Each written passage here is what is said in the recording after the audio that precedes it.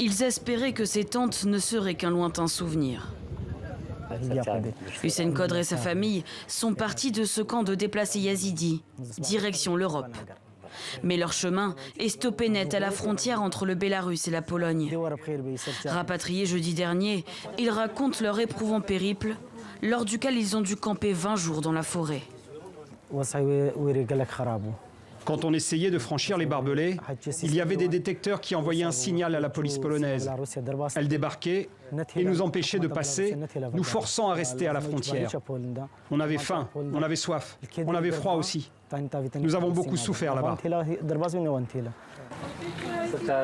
Avec eux, 7 autres yazidis. Eux ont réussi à aller en Allemagne. Mais la mère d'Hussein, atteinte de rhumatisme, n'a pas pu tenir la distance.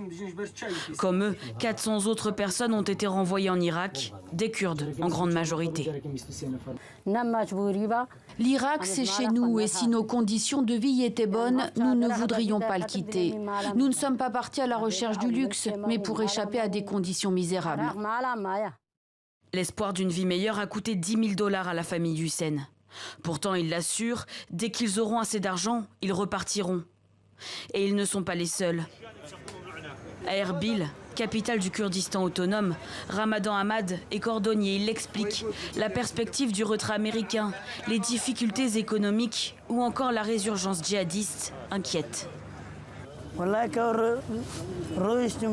Si j'en avais l'opportunité, je partirais aujourd'hui. Je sais qu'avec l'émigration clandestine, j'ai 90% de chances de mourir. Mais au moins en arrivant, je vivrai dans une société qui respecte l'individu et où on peut travailler. Ici, nous nous ennuyons, tout est difficile. Mais l'Eldorado dont il rêve est bien loin, agité par des tensions diplomatiques. Le Bélarus, accusé de créer artificiellement une crise migratoire en délivrant des visas, reproche à l'Union européenne de ne pas accueillir les migrants. En attendant, depuis cet été, au moins 11 migrants sont morts selon les médias polonais et des milliers sont toujours bloqués dans le secteur.